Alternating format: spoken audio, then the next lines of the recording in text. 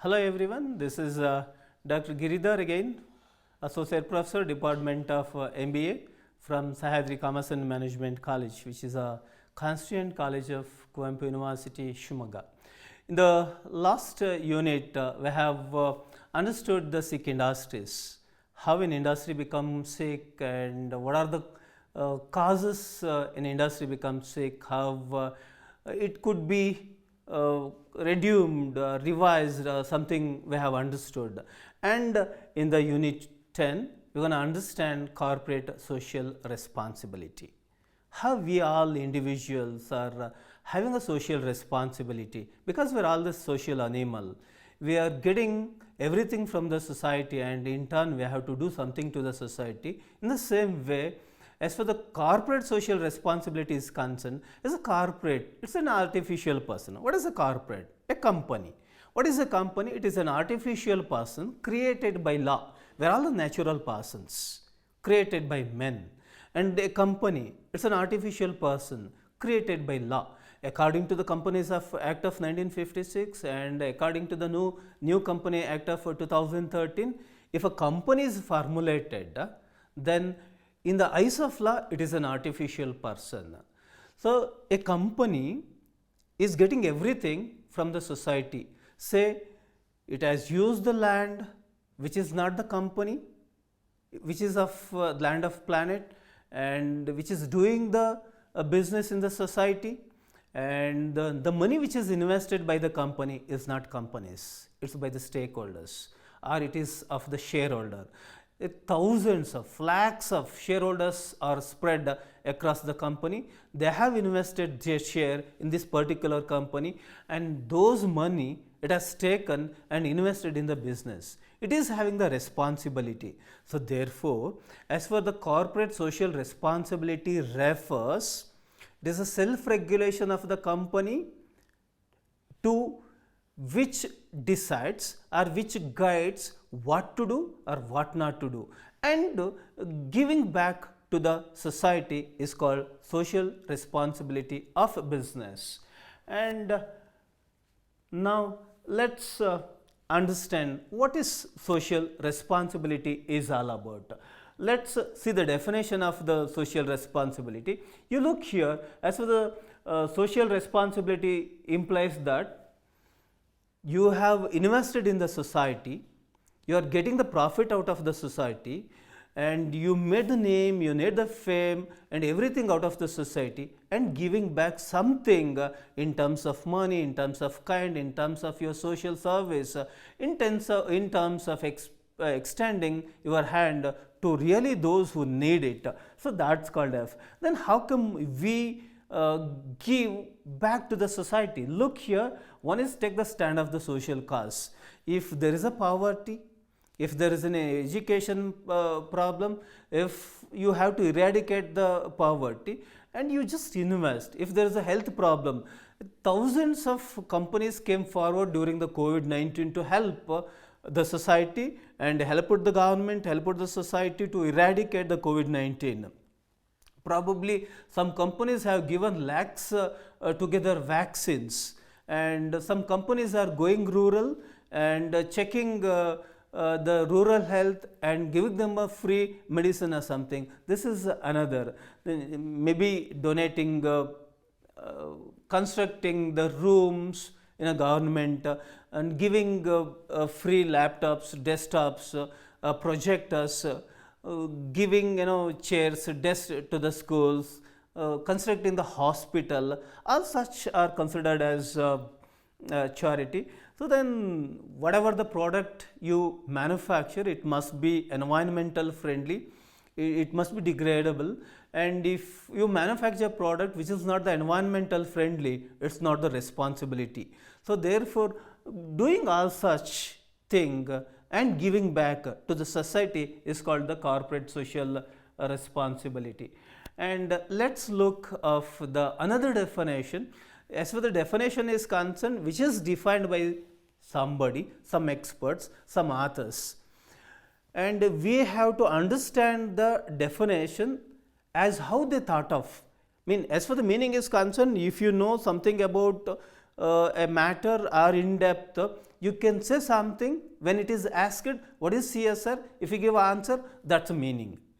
And according to someone, say marketing, definition according to the Philip Kotler, he defines what is marketing is all about. That's the definition. So therefore here let us understand as for the CSR concern, CSR continuing commitment of business, behave ethically, contributing socially and economically, developing in improving the quality of life of workforce and their families as well as local community and society at large.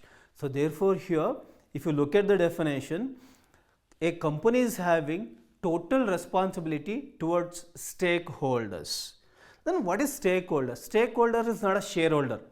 Shareholders are the true owners of the company, real owners of the company. Stakeholders, those who are surrounded the company are called as stakeholders. It starts with the shareholders, bankers, financiers, your own employees, your own customers, your own dealers, your retailers, your wholesalers and government in toto. This is called as stakeholders. So therefore, yours is a company, you are having an equal responsibility with all these stakeholders. So now let's understand, do all companies should go for the CSR activity? If you have registered a business, you are doing business in India, would all these companies which are registered in India must go for the CSR activity? No need. See here, according to the Companies Act of 2013 and the class 135 says that if a company is having the net worth of 500 crores or the turnover of such company is 1000 crore or the net profit of such company is 5 crores, they must go for the CSR activity. Let us understand a company which is having the net worth of 500 crore. So before that, what is the net worth? I mean, we're going to hear the term called net worth. Without understanding what is the literal meaning of the net worth, probably won't understand. Let me tell you what is net worth is all about. Total asset minus total liability is a net worth. Say for example, yours is a multinational company, you are having 1 lakh crore total asset, including your land, building, machineries and all branches, everything. Your total asset is 1 lakh crore and total liability including your shares, your debentures, bank loans, current liability, everything is 50,000 crores. So total asset 1 lakh crore, total liability 50,000 crore and equals 50,000 crore. What is remaining is called as net worth, and such companies must invest 2% of their net profit on the CSR activity. Though you have paid all types of taxes, when you purchase the raw material, when you imported the raw material, you paid octroi. When you manufactured the product, you paid excise duty. When you sold, sales tax. When you made a profit, income tax. All such tax you paid. But still, if your net worth is 500 crore, you have to invest 2% of your total net profit on the CSR activity. Otherwise, your total turnover is nothing but total revenue out of the sales, or your net profit is 5 crores. In any of these circumstances, you have to invest 2% of your total net profit on social service activities. And what is the scope of corporate social responsibility? So where all you can invest? One is you can promote the education. Thousands of government school lacking infrastructure, they don't have the sanitation, they don't have the toilet, they don't have the building for the school, they don't have the computer facility or something else. And if you want to help to the education, probably where you can do your service. The next one is eradicating hunger and poverty. The country like India, it's a subcontinent, and there are about 145,000 crore people, and in Karnataka itself there are about 7 crore people. Around 80% of the people, according to the government statistics, they are under the below poverty line. Around 80% of the people are having the BPL card in Karnataka itself. There is more scope for the companies to invest to eradicate their poverty. You can construct the home for homeless people. You can give a food for the foodless people. You can give a cloth for the clothless people. So where you can help them. Then the next one is the social empowerment. A company can do a lot to empower the society. You can eradicate the social issues. There is a gender equalities, and there is a many social causes where you can fight along with the government and other institutions to empower the society. The next one is ensuring the environmental sustainability. So here environmental sustainability, if you are going for the green, today we have a green banking practices. So many companies are going for the green companies. Infosys is going for the free carbon foot company, and many companies today are going for the green. So you can contribute in the environmental friendly. The next one is promotion of sports activity. So Olympics are going on. We just won the 3 bronze medal, and we have 145 crores where small countries are winning so many golds, so many silvers, but we are not. So the thing is that we are not investing good fund for the sports because there is no encouragement for the sports. Especially in India, most of the sponsors are coming only to sponsor Indian cricket. So it is in the better position, whereas a number of sports are there which is expecting the sponsorship, and companies can sponsor such type of sports. The next one is combating the human immunodeficiency via AIDS, malaria. These are all companies can invest on immunodeficiency syndromes and AIDS and malaria. Now COVID virus is also there. Probably if the companies come forward to invest this kind of, we can eradicate all such problems. So this is all about the scope of, even apart from this, companies can invest and donate many other sectors. Now let's understand what are the social responsibility, corporate responsibility towards the society. As I now just told, we are in the society, our company is in the society, from the society, for the society.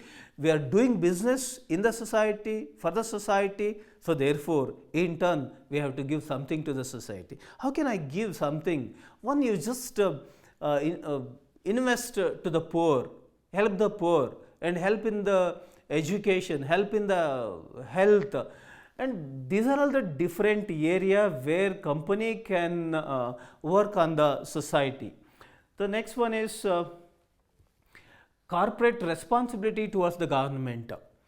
See, if there is no government, probably today we wouldn't have any infrastructure facility. We are not supposed to forget, though your company is registered one, you are doing the business according to the Companies Act of 2013, earlier 1956, according to the guidelines of the government, but still we have to obey the governments and rules and regulations and the policies which is framed by the government time to time, maybe in registration, maybe payment of tax, maybe following the laws, everything we have to follow it.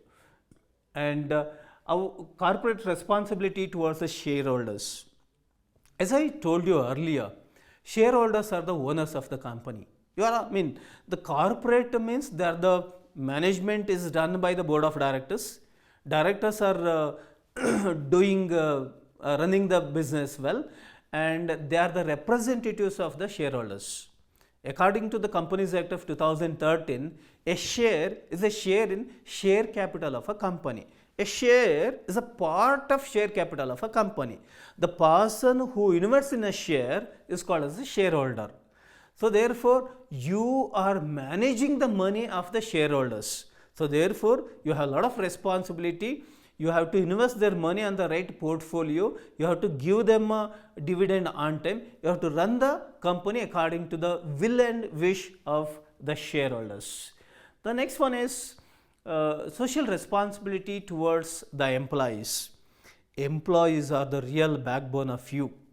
If your employee won't support, probably you cannot do anything else. So you have to take care of your employees. One, you have to recruit the right people, skilled people. If you have recruited the semi-skilled, unskilled people, you give them a better training and put them into work, give them a better salary, give them incentives, and also look your employees as part and parcel of your company. If you are having a happy employees, they would feel that I'm an entrepreneur of this company. They would be having the enterprising nature. They would definitely work for the betterment of the company. So therefore, here employees are one of the major pillars of the company. And the next one is corporate responsibility towards the consumers. Of course, consumers, we say consumer is a king in the market. Why the consumer is king in the market? He is having a lot of options. He need not to buy our own company's product. There are n number of companies, n number of products are available. When a consumer is going to prefer your company product, when your product quality is good, and its design is good, technology is good, appearance is good, and you are selling at the reasonable price, then definitely consumer would buy your product. Otherwise, no, he is having a choice. So therefore, you are not supposed to cheat your customers by giving the subgraded product, or you are not hoard the commodities for rising the price future. I mean, we're going to see again and again, tomato prices will touch 100 rupee, onion prices touch 100 rupee. Why this happens? When the business people are going to hoard this kind of and wait for the price rise, when the price touches the high, then they will release in the market, they would make huge amount of money. So this is how the black marketing kind of concept is used, and a businessman is not supposed to cheat his own customer like that. And now let's understand another concept called corporate citizenship. Okay, as I told, we are the citizens, we are the people of our country, we are all having all fundamental rights. But as a company, it is also called as a citizen, but it is not a natural person. A company is not a natural person, but it is an artificial person. As I told you in the beginning, if your company is registered, established according to the Companies Act of 1956 earlier, and today 2013, it is an artificial person. Why the company is called as artificial person? I am a natural person. If somebody cheated me, I can sue against them in the court of law. If somebody cheated by the company, or someone cheated the company, in both the case, company can sue against that natural person, or a natural person can sue against the company in the court of law. So therefore, this is also a artificial person. Therefore, here the company is considered as a citizen. So that's what in the chart you just look here, as in a artificial person, company is having a lot of responsibility towards the society. What type of a responsibility is having? Let us discuss in our future discussion. So it is the focus of the corporate citizenship. A corporate citizenship, now you understood, it's an artificial person. It has to do a lot of social it is having a lot of social responsibilities. So one is the social impact and economic impact and environmental impact. So now what is the social impact of the company? You are in the society, you are for the society, and whatever you do, the people of the society gonna watch, and the good and bad of your act definitely gonna watch.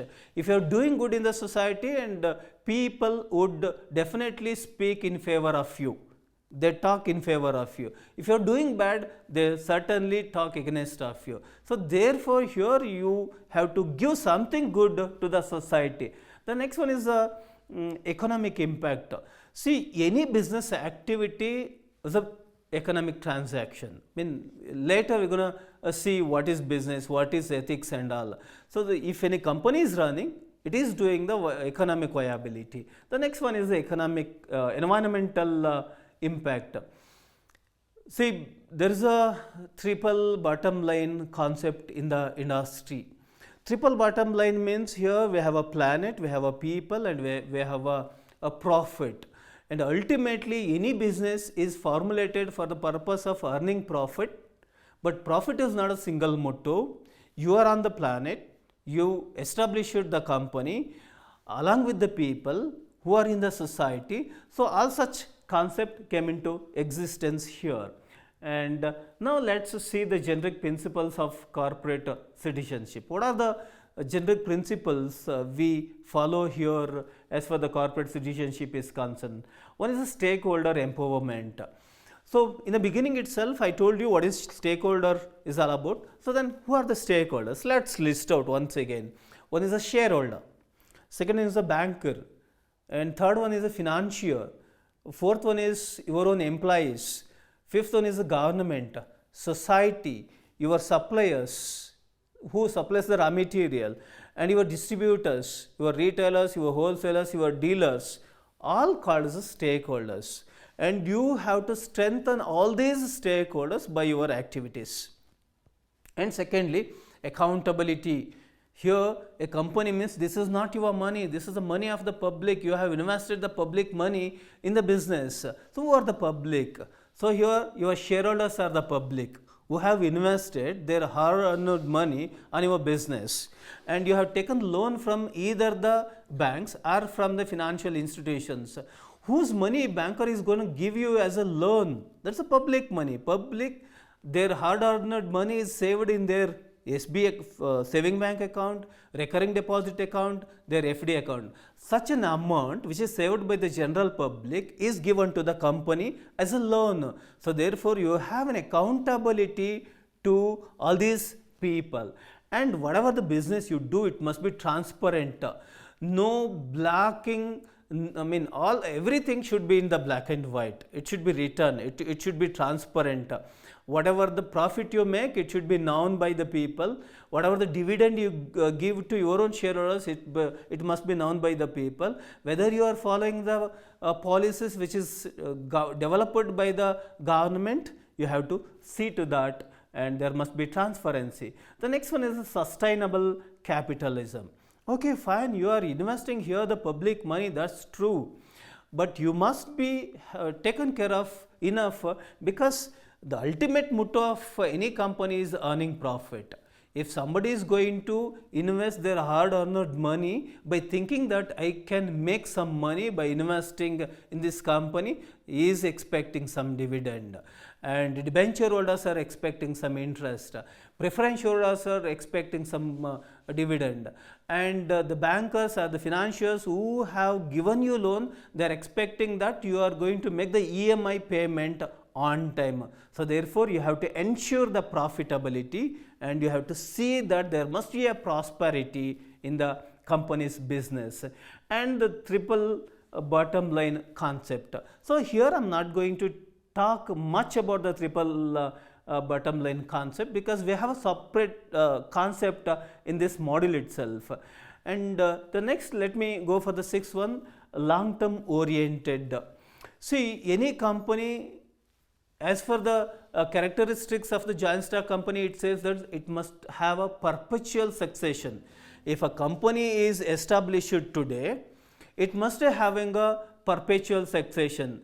Any managing director may come and go, any CEO of a company may come and go, CFO of a company may come and go, but company will survive for years together. So, now we have many companies who are established almost 200, 300 years back, but still they are running. That is what the long term visibility they must have.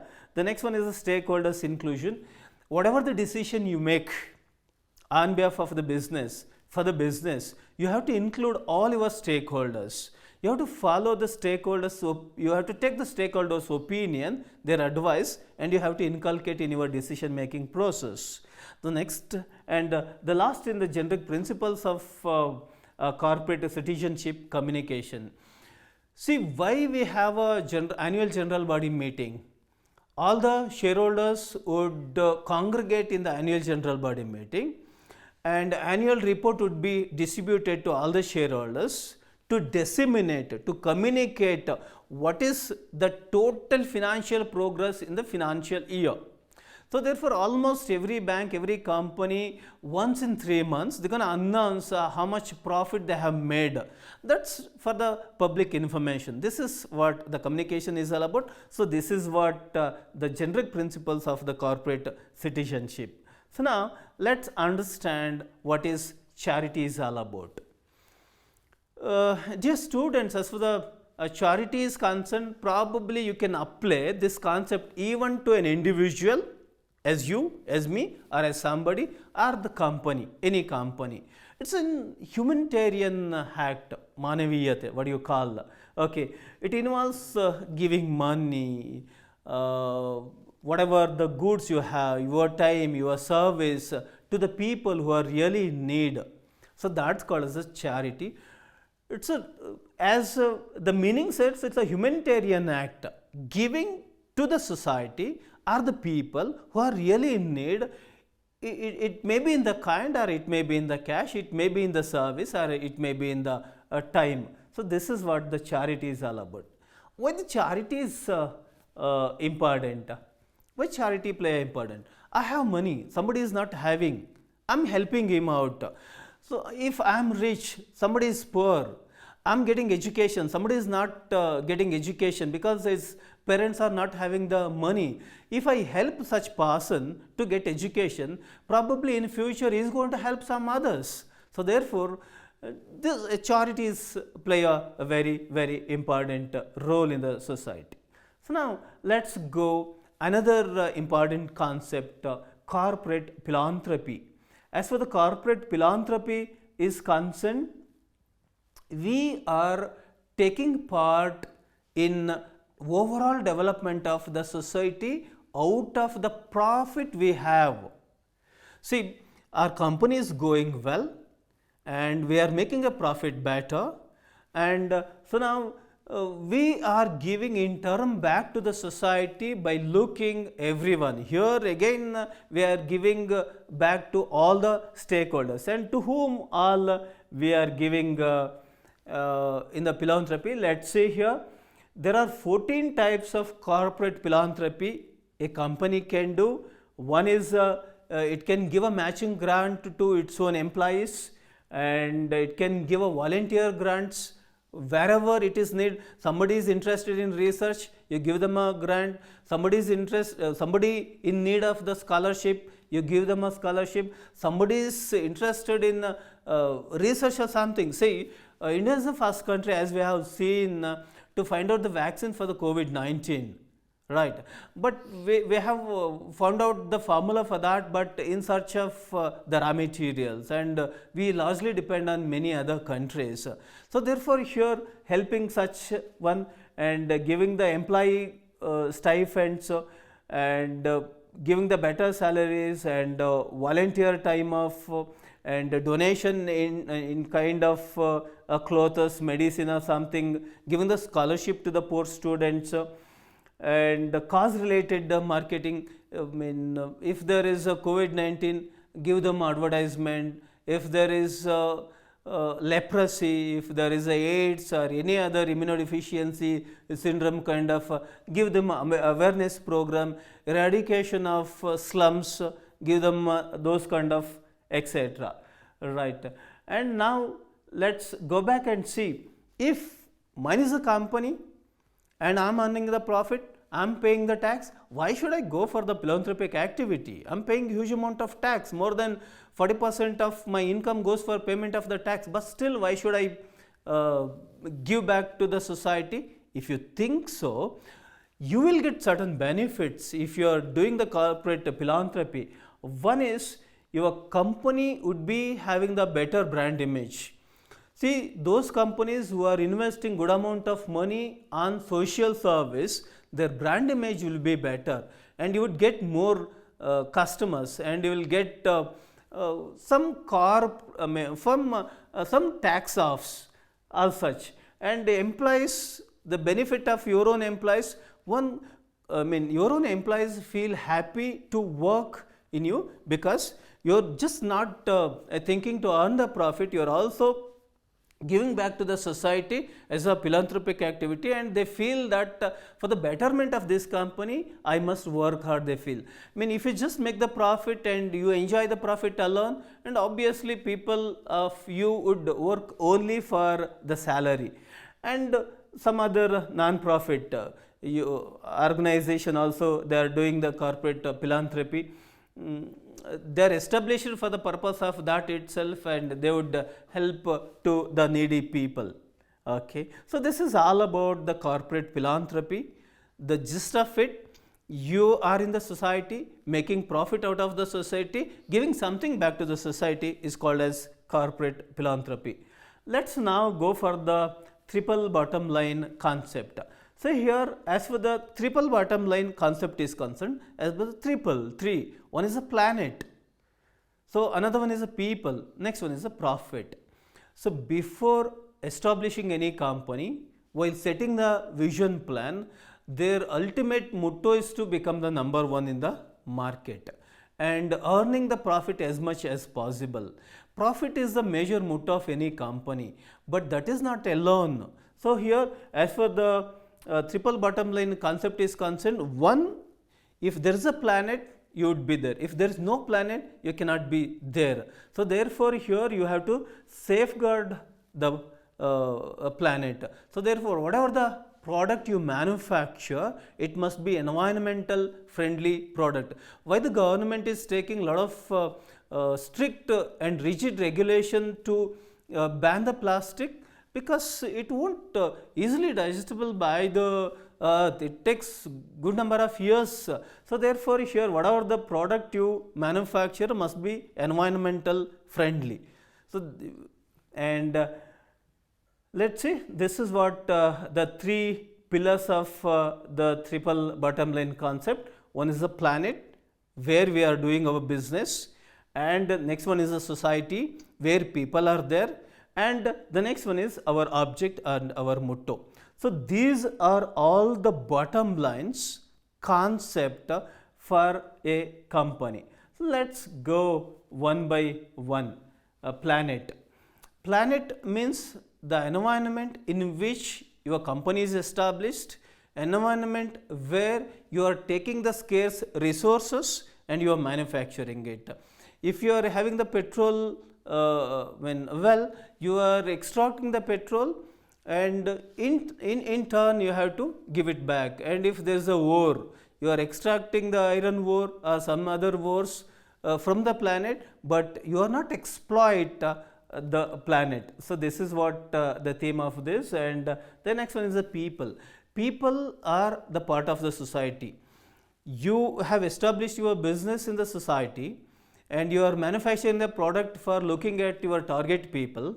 Target here I have used a term called the target customer. Target customers means, if say for example, if you are willing to go for a television channel for the children, probably Cartoon Network kind of, for youths maybe for the music kind of or sports kind of, for the adult and matured people maybe for news channels and all. So this is what the target customer is all about. So therefore while manufacturing the product, you are keeping eye on the target people. So therefore whatever the business you do, that's in the society itself. The next one is a profit. So here you are investing shareholders money, you have invested people money. If you have sold the share to the general public and there are your shareholders, and you have taken a loan from the either from the bank or the financial institutions. Bank or the commercial bank. Financial institutions are those institutions which won't collect the funds from the general public as the commercial banks would do. So therefore here you are investing all such money to make the profit. If you don't make the profit, then you cannot repay it back. So therefore, your ultimate object also should be the profit. The next, let's go the drivers of corporate social responsibility. Drivers of corporate social responsibility means which type of company must invest their profit in the society development. Okay. See, according to the Companies Act of 2013 and according to the Corporate Responsibility Rule of 2014, those companies whose net worth is about 500 crores or whose turnover is at least 1000 crores or whose company's net profit is 5 crore, they must invest their 2% of profit on the corporate social responsibility. Let me go now. If any company's net worth is 500 crores, so what is net worth? We have discussed in the previous model. So net worth means total assets minus total liability is called as the net worth. If such net worth is 500 crore or more, or if any company's turnover, total revenue from the turnover is 1000 crores, or if any company's profit is 5 crores or more, they have to invest 2% of their net profit on corporate social responsibility. This is what the regulatory framework made according to the Companies Act, according to the Corporate Social Responsibility Act of 2014 to the companies. If a company is investing 2% of their profit on corporate social responsibility, what happens? So, one is economic benefit. So, from the company's point of view, let's understand if a company is what kind of the benefit it gets if it goes for the corporate responsibility. One is the increased customer loyalty. Usually, frequently your company's name would be heard by the customers, your bankers, your shareholders and the people of the society. Right. When frequently it is heard when they are doing the good job, and probably your customer will be so loyal, though they don't easily switch over to some other, right, and the company's reputation would increase, and improved brand awareness, then the better access to the capital. So many things definitely a company would enjoy through the corporate social responsibility, and the profit which you have it come back to the society, and there would be a money circulations, and it directly and indirectly it helps the economic health of the country. The next one is the ethical consideration. As you guys are looking from the slide, companies are increasingly expected to behave socially responsible manner. So here one thing I quoting again and again is, company means it is not having its own money. It's the money of the general public you are investing here. So therefore here you are started to behave very, very properly because you are accountable, you are responsible for all your stakeholders. So therefore this is what the ethical consideration is all about. So then what happens as for the environmental concern itself? If you think that yours is a corporate citizenship, you are on the planet, in the society, for the people, to make the profit, so then all the business you do ethically. So ethical consideration would do that. And the next one is environmental concern. Definitely you won't harm the environmental, you see the environmental change, climate change, you see the populations, then the resource depletions, and based on that you make your strategy. And the next and the last in this is the social impact. See here, through your corporate social responsibility, you are trying to eradicate the poverty, you are helping the needy, and you are helping in the education sector, health sector, many other sector. In turn, whatever the profit you have enjoyed, you are investing back for the betterment of the society. So, this is all about the corporate social responsibility. From the beginning, in the summary, we have understood the meaning and definitions of the corporate social responsibility, and we have understood how corporate social responsibility is being done, what type of the companies have to go for the corporate social responsibility, which type of the company has to invest their 2% of the profit on the corporate responsibility, what happens if you do so on the economic, social, economical, environmental, we have seen it. So, this is in toto corporate social responsibility. Meet you all in the unit number 10, unit number 11. Thank you.